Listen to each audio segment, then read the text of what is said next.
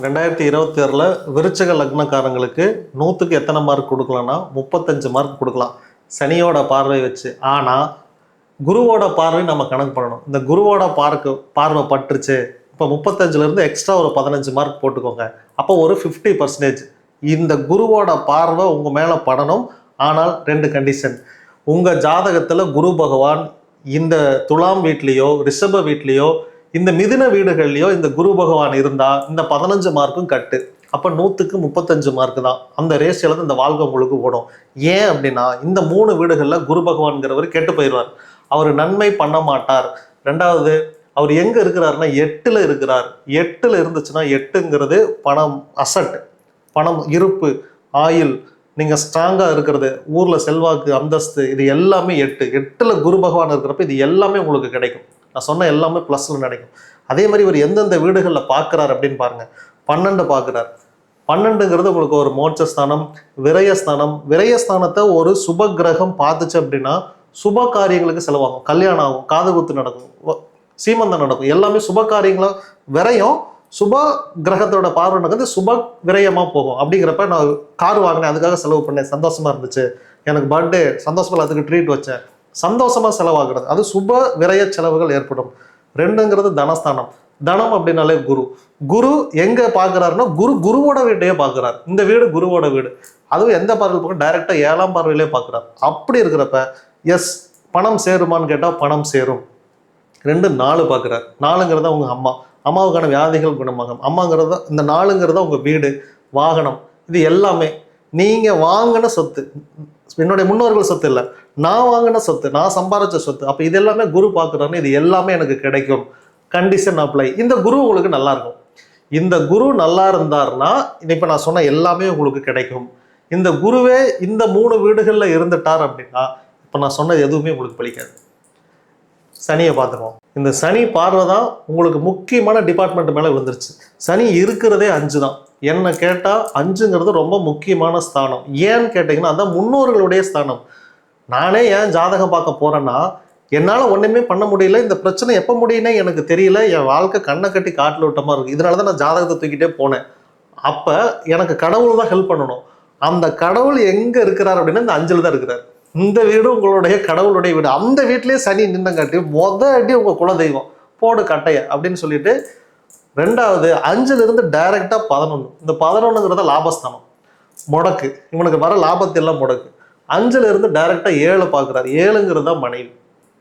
மனைவியும் பிரச்சனை. இப்போ இந்த மனைவி சண்டை போட்டு ஊருக்கு போயிருப்பாங்களா? எஸ், சண்டை போட்டு ஊருக்கு போயிருப்பாங்க. இந்த 7ங்கிறதா திருமணம். கல்யாணம் ஆனால் மனைவி, கல்யாணம் ஆகலைன்னா திருமணத்துக்கான ஸ்தானம். அப்போ இப்போ திருமணம் நடக்குமான்னு கேட்டால் அவர் தான் பார்த்து மந்தத்தை ஏற்படுத்தினார். அப்புறம் திருமணமும் நடக்காது. 2வது திருமணமாவது நடக்குமா அப்படின்னு கேட்டால் 7ஐயும் பார்த்து 2வது திருமணம் அப்படிங்கிற 11ஐயும் பார்த்து வச்சுட்டார். அப்போ 2வது திருமணமும் நடக்கிறதுக்கு இங்கே வாய்ப்பு இல்லை. 2 இதுதான் குடும்பம், தனம், வாக்கு, குடும்பம். அந்த 3 டிபார்ட்மெண்ட் உங்கள் லக்னத்திலிருந்து 2வது வீடு. இதையுமே பார்த்தங்காட்டி ஃபினான்ஸே ஆஃப் பண்ணார். இங்கே தான் கல்யாணமே ஆகலையா, அப்புறம் எப்படி நமக்கு குடும்பம்? அதனால குடும்பத்தையுமே ஆஃப் பண்ணார். அதனால தான் சொன்னேன், சனியோட பார்வைகளை மட்டும் வச்சு உங்களுக்கு மார்க் கொடுத்தா ஜஸ்ட் பாஸ் 35. இந்த குரு பகவான் வந்து தான் உங்கள் வாழ்க்கையில் ஒளியவே ஏற்றுறாரு. இதுவும் குடும்ப விருத்தி 4. இந்த 2க்கு அட்வான்ஸ்டு வெர்ஷன் தான் இந்த 4. இங்கே உங்களுக்கு கட்டானது எல்லாமே இங்கே கிடைக்கும். 6ல் இருக்கிற பிரச்சனைகள் எல்லாமே 4 தான் சரி பண்ணும். அதனால இவர் எப்போ குரு பகவான் 8லிருந்து 4 பார்த்தாரோ பக்கா உங்களுக்கு தூள், அடி தூள். அதனால இப்போ ஒரு 50%. கல்யாணம் கொஞ்சம் லேட்டாக நடக்கும், 2வது திருமணம் தாமதமாக நடக்கும், வெளிநாடு தாமதமாக நடக்கும். ஏன்னா இது எல்லாமே இந்த 2 டிபார்ட்மெண்ட் தான். 7, 11 வெளிநாடு போகிறது இதெல்லாமே. வீடு கட்டலாமா? வீடு கட்டலாம். கார் வாங்கலாமா? வாங்கலாம். பிஸ்னஸ் பண்ணலாமா? ப்ரொப்ரைட்டராக பண்ணலாம். சொந்தமாக நான் மட்டும் பிஸ்னஸ் பண்ணலாம். பார்ட்னர்ஷிப்பில் பண்ணலாமா? பார்ட்னர்ஷிப்பில் பண்ண முடியாது. ஹோட்டல் ஆரம்பிக்கலாமா? ஹோட்டல் ஆரம்பிக்கலாம். இரும்பு பிஸ்னஸ் பண்ணலாமா? இரும்பு பிஸ்னஸ் பண்ணக்கூடாது. கடை வாங்கி பிஸ்னஸ் பண்ணலாமா? கடை வாங்கி பண்ணக்கூடாது. கடை வாங்கி கல்யாணம் பண்ணலாமா? கடை வாங்கி கல்யாணமும் பண்ணக்கூடாது. அதான் பொண்ணே கிடைக்காது, அப்புறம் எப்படி கல்யாணம் பண்ணுறது? அதனால என்கேஜ்மெண்ட்டாவது பண்ணி வச்சுக்கோங்க. பொண்ணை விட்டுறாதீங்க. அடுத்த தடவை உங்களுக்கு மாறிடும். அடுத்த பயிற்சியில் உங்களுக்கு எல்லாமே டோட்டலாக மாறும். அதனால நல்ல பொண்ணு அப்படின்னா நிச்சயம் பண்ணி நீங்கள் வச்சுக்கோங்க. அடுத்த பயிற்சியில் நீங்கள் கல்யாணம் பண்ணுங்க. இப்போ நான் ரிஸ்க் எடுத்து கல்யாணம் பண்ணுறேன் வேண்டாம், உங்களுக்கு டைம் சரியில்லை. 35 மார்க் தான். இந்த குரு உங்களுக்கு நல்லா இருக்கணும். நல்லா இருந்தால் தான் 50 மார்க். அப்போ தான் வாழ்க்கை நல்லா இருக்கும். அதனால இந்த குரு தசாவோ குரு புத்தியோ வர வரைக்கும் வெயிட் பண்ணுங்க. ஒருவேளை அடுத்த வருஷம் வருது அப்படின்னா அடுத்த வருஷம் கல்யாணம் பண்ணிக்கோங்க. இல்லை இப்போதான் நடக்குது, அடுத்த வருஷம் எனக்கு முடியுதுன்னா அவங்க மட்டும் இப்போ கல்யாணம் பண்ணிக்கோங்க. குரு நல்லா இருந்து எல்லாமே கண்டிஷன் அப்ளை தான்.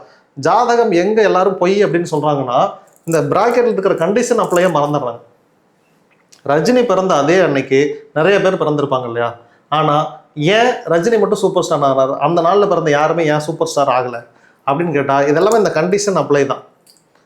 இந்த கண்டிஷன் அப்ளையும் நம்ம பார்க்கணும். ரெண்டாவது, நீங்கள் யாரோடைய மகன் அப்படிங்கிறதையும் ஒன்று பார்க்கணும். அதன் அடிப்படையிலையுமே உங்களுக்கு சில நன்மை தீமை உண்டாகும்.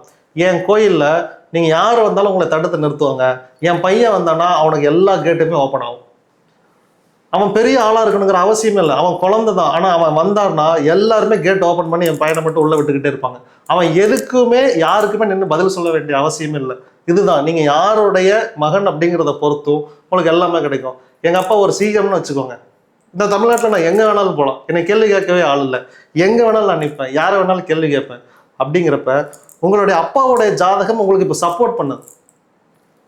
இதே மாதிரி தான் உங்களுடைய மனைவியினுடைய ஜாதகம், உங்கள் குழந்தையினுடைய ஜாதகம், இது எப்போ நன்மையும் பண்ணுதோ தீமையும் பண்ணும். இந்த இடத்துக்கு தான் ஜாதகம் அப்படிங்கிறது. சூப்பர் ஸ்டாருங்கிறது அவருடைய ஜாதகம் மட்டுமே அல்ல, அவங்க உடன் பிறந்தவங்க, அவங்க அம்மா அப்பா, இந்த எல்லா ஜாதகத்தினுடைய கூட்டு முயற்சி தான் அவரை தூக்கி அப்படி மேலே வச்சது.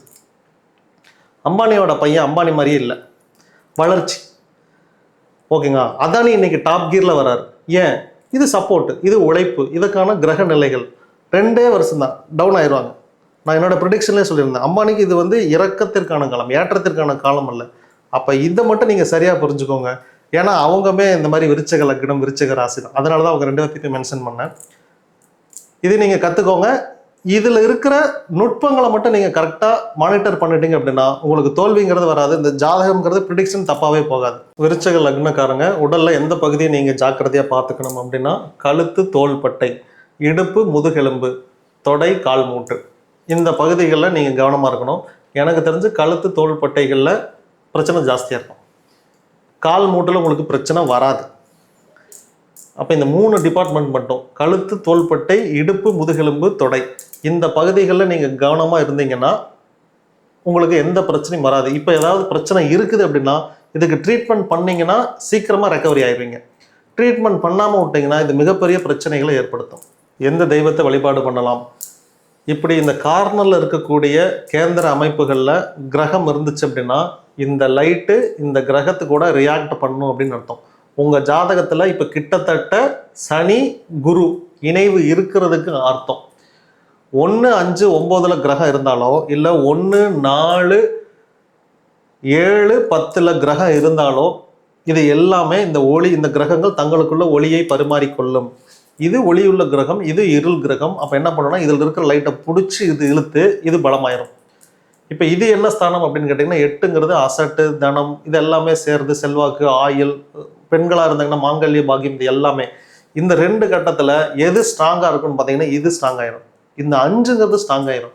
உங்களுக்கு குழந்தை பாக்கியம் கிடைக்கும், தெய்வத்திட்ட இருந்து அனுகிரகம் கிடைக்கும்.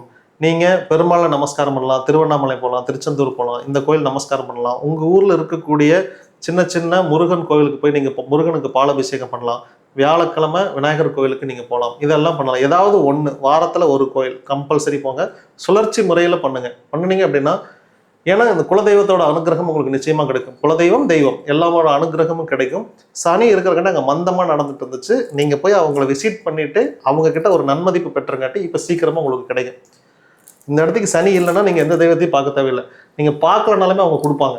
இப்போ நம்ம தான் கொஞ்சம் புஷ் பண்ணி தள்ளணும். ஐயா இந்த மாதிரி மனு வச்சுருக்கேன் பாருங்க, பார்த்து எடுத்து டிக் பண்ணி ஓகே பண்ணி சைன் பண்ணுங்க, அப்போ தான் எனக்கு லோன் சேங்ஷன் ஆகும். இதை நாம் சொல்லணும். அதனால் இன்றைக்கி தேதிக்கு நமக்கு அப்படி இருக்குது. நீங்கள் அதை பண்ணுங்கள். சீக்கிரமாக உங்களுக்கு எல்லாமே ஓகே ஆகி கையெழுத்து போட்டு கொடுப்பாங்க. சொத்து சார்ந்த பிரச்சனைகள் கோர்ட்டு கேஸில் இருக்குது, அது முடிவுக்கு வருமானா நிச்சயம் முடிவுக்கு வந்துடும். மார்ச்சுக்குள்ளேயே முடிவுக்கு வரும். அதனால் இப்போ வாய்தா அட்டன் பண்ணுங்கள், கோர்ட்டுக்கு செலவு பண்ணுங்கள், வக்கீலுக்கு செலவு பண்ணுங்கள். நிச்சயமாக உங்கள் கேஸ் முடிவுக்கு வரும். உங்கள் சொத்து உங்களானதாக இருந்தால் நிச்சயமாக உங்கள் கைக்கு வரும்.